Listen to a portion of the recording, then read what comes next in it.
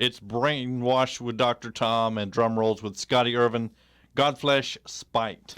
Godflesh features Justin Broadrick, a former member of Napalm Death, and yet another example of a band member leaving a band and bringing a slight influence from the previous band into his current work. I say current, Godflesh is no longer a band, but Justin Broadrick's Godflesh vision was very, very much like Napalm Death in one way, and totally dissimilar in other ways. Drum-wise, they were using a drum machine.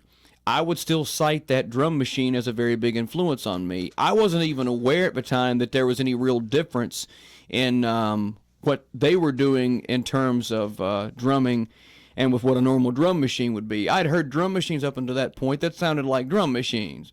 Theirs, I could tell it was a machine, but it sounded more human. In other words, it sounded more, shall we say, more ominous, I think is a good way to put it. And I mean, I've tried to duplicate some of the drum beats that they played on the kit just for the heck of it, and it sounds wrong. It sounds very wrong because you can get the syncopation, but you can't get the same feel. You know, I guess it's kind of like driving a Rolls Royce or driving a Pinto, you know.